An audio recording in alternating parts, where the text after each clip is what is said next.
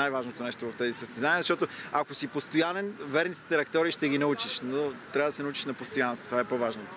От началото на състезанието до края или тактика в времевия пояс, в който ще влезеш на пистата? Ами, все още нагласяме нещата според това как се представят пилотите, на какви картинги попаднем, защото картингите се сменят с всяка смяна на пилот. Ние имаме задължителен брой смени, за да може да бъде честно за всички, тъй че тактиката те я бистрим.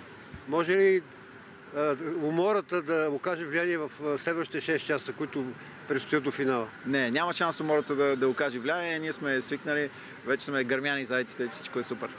Успех! Благодаря. Благодаря ти, Ценко. Наистина времето е прекрасно, за разлика от сутринта, когато беше малко по-студено. Температурите доста се покачиха. Тук сме с Николай Върбицелев, с който ще коментираме в следващите 25 минути до края на втория ни ефир за деня.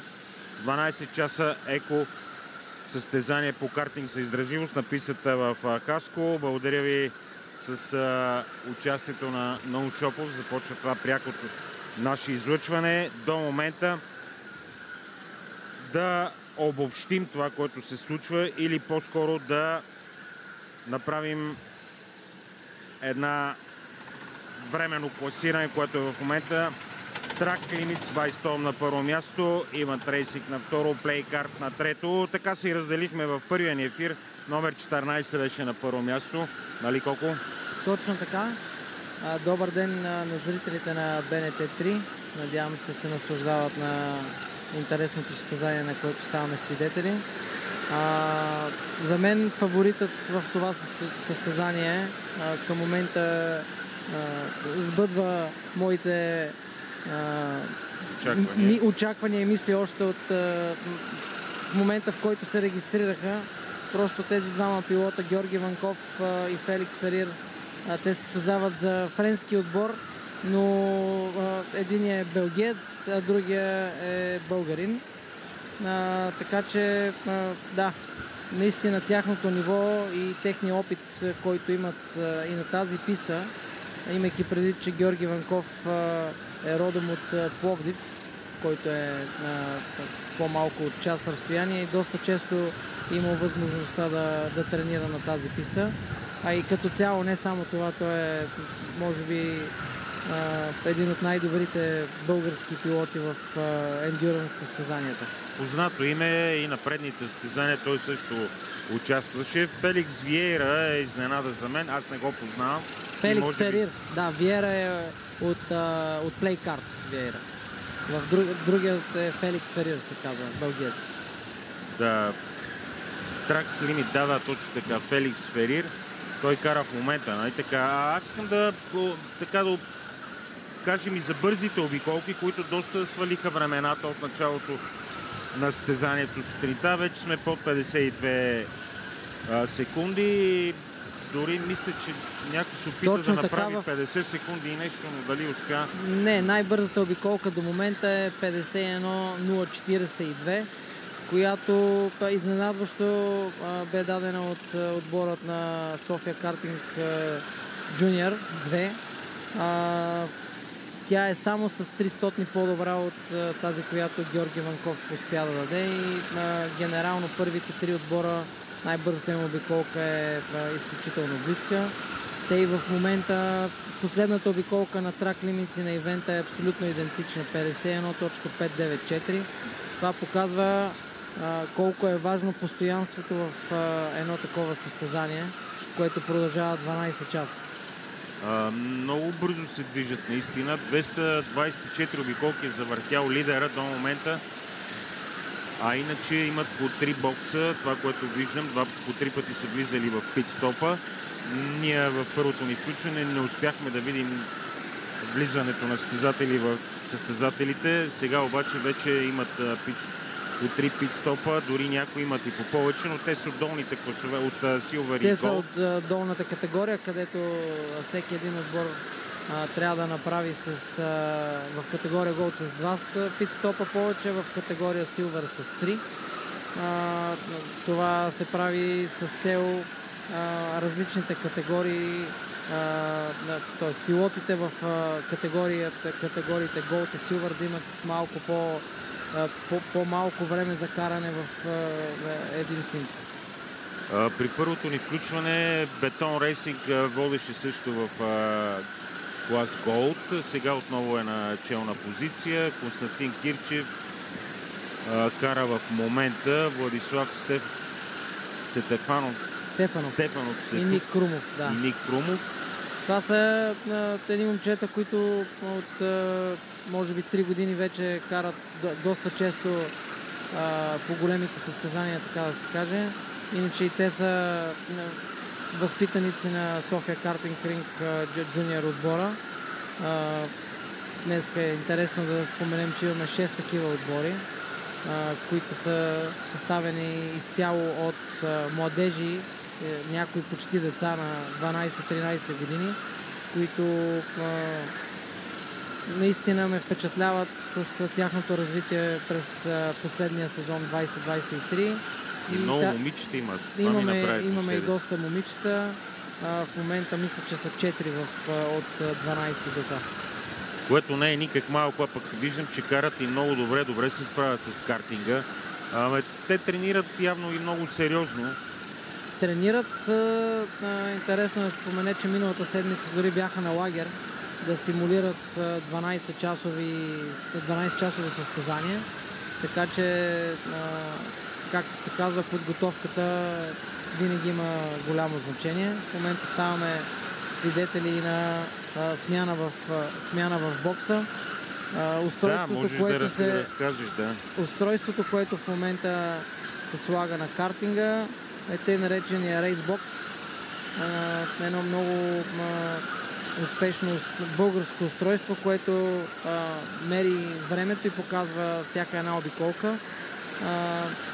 По-важното е, че може да ти дава секторни времена и когато промениш нещо в управлението или в траекторията на различните завои, веднага можеш да видиш дали то е правилно или не.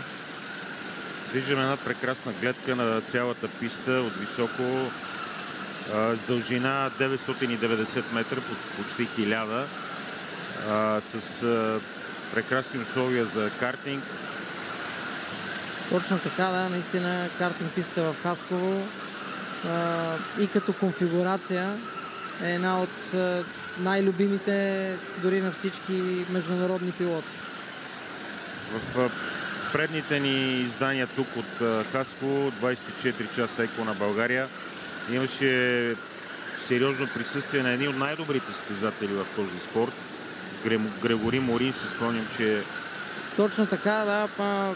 Просто тази година или като цяло големите отбори предпочитат да пътуват на по-дълги разстояния, когато състезанието 24 часови. Ние бяхме планували да имаме 24 часови състезания през тази година, но календара на други големи европейски състезания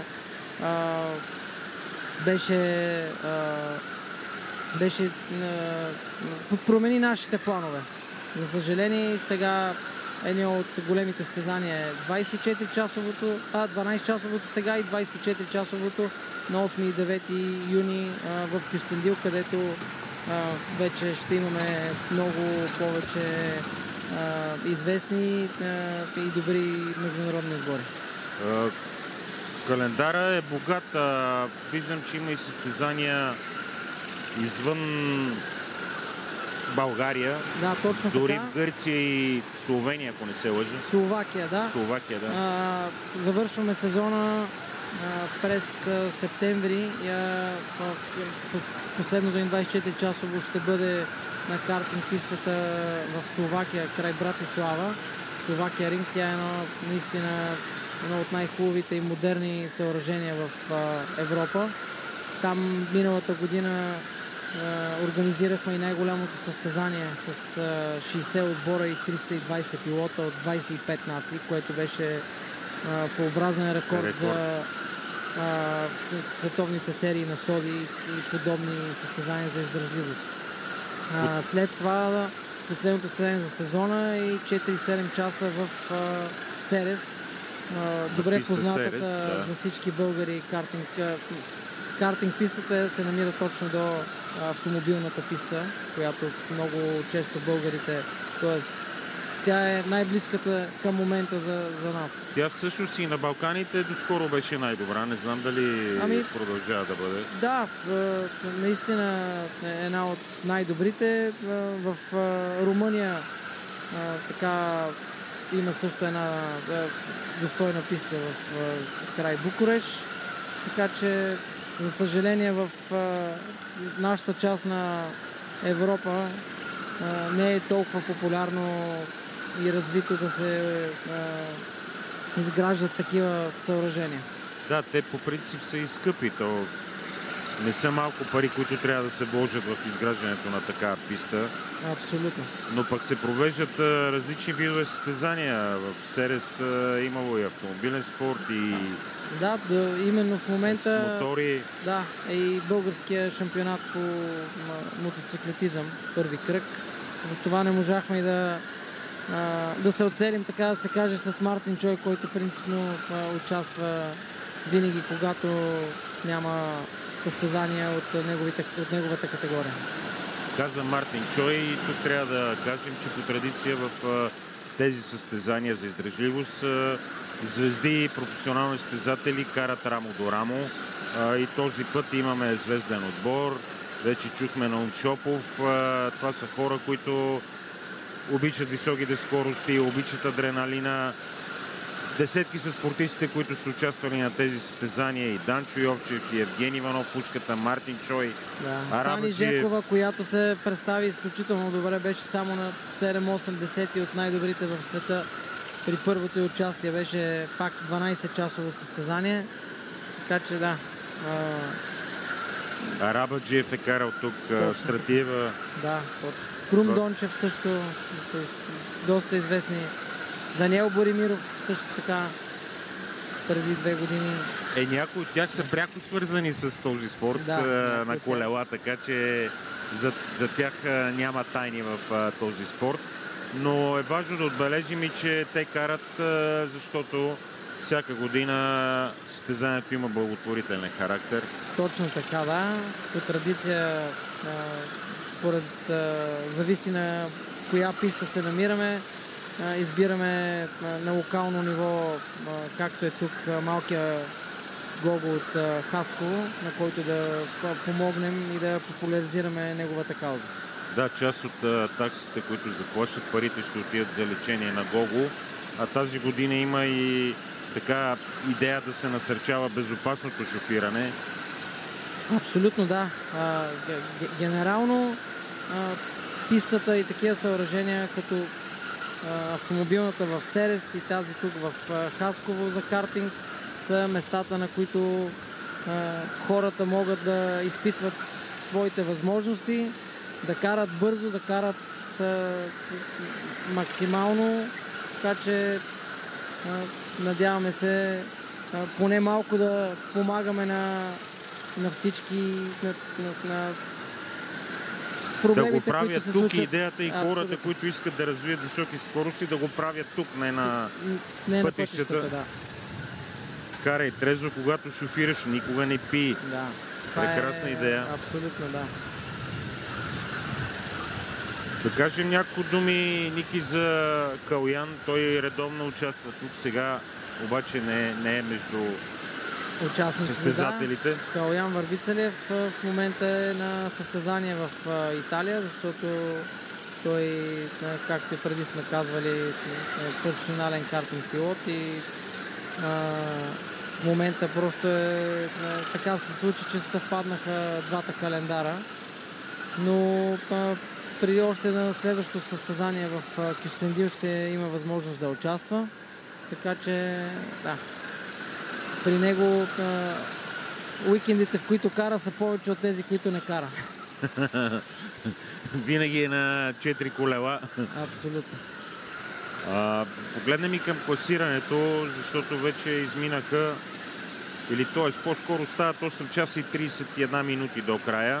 Точно така, да. На първа позиция продължава да бъде отборът на Track Limits, ивента с Диан Костадинов и Виктор Николов са на втора позиция. Трети са швейцарците от Playcard, следвани от Iceman Racing. На пета позиция са Beton Racing, които са водачи в Gold категорията. Следвани от Slowbud Trying. На Slowbud Trying карат Виктор Манин и Петър Лазаров. На втора позиция в Gold и седма в генералното класиране са Диан Димитров, Михаил Великов и Стефан Марудов, които се представят доста добре към момента. На осма позиция отбора на БАК Борислав Богданов, Кристиян Димитров, Александър Дешков. Следвани от PM Course, които са на третата позиция в категория Gold. В категория Silver, в трета позиция, на първа позиция и 17-та в генералното класиране са отборът на Ора. Следвани от Hopes Lucky на 21-а и TBI Racing Team, които са на 22-а и трета в категория Silver. Освен All Stars тима имаме и Еко и приятели, още един отбор, който така обичат да карат и... Те по традиция винаги са на близки позиции в класирането. В момента са на 51 и 52 позиция, като за All Stars кара Ивайло Борисов. Ивайло Борисов е треньорът на най-добрият наш алпиец скиор Алберт Попов. Миналата година също взе приза треньор на годината. Трябва да се отбележи, че всички тясно свързани с какъвто и да е друг спорт и наистина много професионално на високо ниво спортисти или треньори се справят изключително добре като за първи път, имайки предвид, че се състезават с едни от най-добрите състезатели в тази категория и шока, който изпитват състезавайки се с други 54 картинга на пистата, което е изключително трудно. Това, че има 55 картинга на пистата, прави много по-динамично състезанието и когато първите три или тези от челото застигнат последните в опашката, става малко по-натоварено и за тях, и за всички, защото почти няма свободно място по пистата. Ами да, най-трудното в това състезание с толкова много отбори е и трафикът. Тоест, който загуби най-малко време, изпреварвайки другите пилоти, генерално ще спечели състезанието.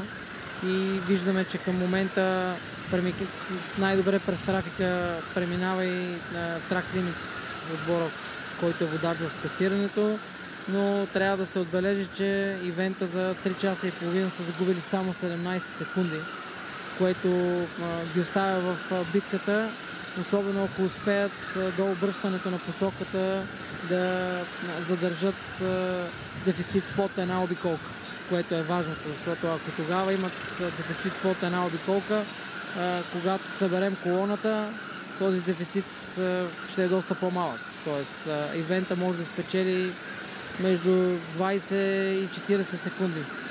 Но виждам, че третия вече с една обиколка изостава.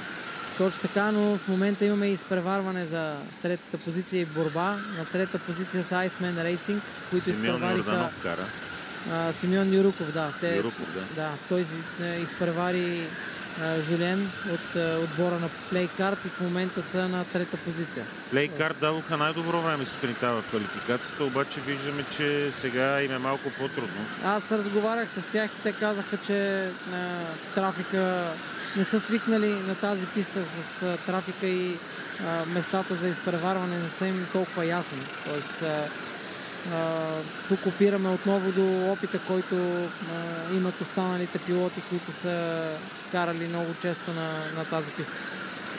Ники, малко за регламента да кажем, защото за разлика от 24 часа за издръжливост, сега при 12 часа имаме пак обръщане, но то ще се случи на 6-тия час и ще бъде в светлата част на денонощието. Точно така, на 6-тия час 10 минути преди 6-я час затваряме и бокса, т.е. пилотите нямат право да влизат и да сменят картове и пилоти. След което точно на 6-я час ще излезне картингът, сейфти картът, картингът за сигурност. Той ще излезне пред лидера в състезанието към този момент. Ще се подредят всичките на бавна скорост, ще обърнем посоката, след което ще продължат още 6 часа в другата посока. Така че имаме правим елемент, от който правим състезанието още по-интересно. Две тотално различни писти, така че нищо не се знае. Ако си бил първи в първите 6 часа, не е сигурно, че и във вторите ще бъдеш. Това ще се случи в 16:45, уважаеми зрители. Ние за този час отново имаме по-ново пряко включено тук в пистата в Хасково. В това състезание Ники много малко време ще карат в тъмната част от денощи, някъде около 2 часа и половина. Да, максимум между 2 часа и 3 часа. За разлика от 24 часа, където според зависи от момента, в който се провежда състезанието, може да карат и повече от 10 часа. Да. Но важно е, че атмосферите условия сега са с нас. За момента, да, сутринта имахме притеснение, че ще завали дъжд. Към момента не съм гледал детайлно прогнозата за следобеда и за вечерта, но надявам се дори да има дъжд, той да е възможно най-малък. Някъде около 16-17 часа, според прогнозата, е възможно да прегърми и превали, но не е сигурно. Сега в момента условията са прекрасни, така че пилотите могат да дават най-добри времена. Абсолютно. Особено имайки предвид, че сме в първата половина на месец април, условията са страхотни. Ники, към края на това включване, трудно ли се организира едно такова състезание? Да, със сигурност не е лесно. И пак въпросът опира до инфраструктурата и до съоръженията, които ние разполагаме в България. Имайки предвид, че ние на всяка писта, където отиваме в България, трябва да започнем всичко от нулата, всяко едно състезание, т.е. това, което преди малко видяха зрителите, палатки, шатри, тенти, всичките неща, които виждат, те са нещо, което ние правим и изграждаме един малък град, всяко едно състезание. На всяка една палатка и всеки един отбор има електричество, осветление, така че наистина не е много лесно. Всяка изминала година, разбира се, натрупвайки повече опит в организацията на такива състезания. Да, става все по-лесно и все по-лесно, но да, надграждаме и броя на отборите, което също в действителност го прави по-трудно, защото колкото повече отбори има, толкова повече картинги, толкова повече поддръжка, толкова повече работа по време на смените в бокса, защото на едно такова състезание се правят около 1200 смени, което е изключително много. И тук е моментът да отбележа и да благодаря на екипа, който е с мен на всяко едно състезание, които дават всичко от себе си във всеки един момент. Така че, да, тук може да разкажем на зрителите и за допълнителните килограми, които току-що се добавиха. Всеки един пилот трябва да бъде изравнен на 85 кг с цялата екипировка, което значи, че накрая на всяко едно каране, на всеки един стинт, както го наричаме, пилотът е претеглен и ако е под 85 кг, следва да бъде наказан. Пистата последно също трябва да се подготви. Ти каза за този малък град, който се изгражда, но пистата е много важна. Тя също всеки път трябва да бъде... Точно така. Пистата трябва да бъде възможно най-безопасна за всички пилоти. Това значи, че трябва да се връзват всички гуми по пистата една за друга. Можем да видим на някои от кадрите, че има допълнително сложен бетон отстрани на някои от най-опасните завои. Това го направихме тази година, за да може в случай, че има дъжд.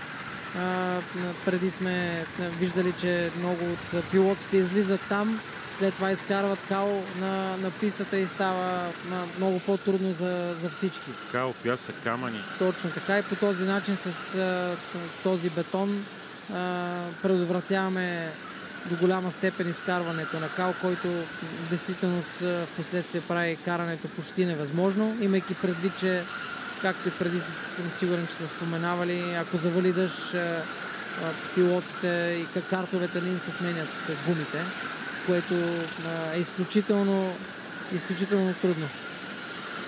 Добре, Ники, благодаря ти за това участие. Вече сме в края на второто ни пряко включено от пистата в Хасково.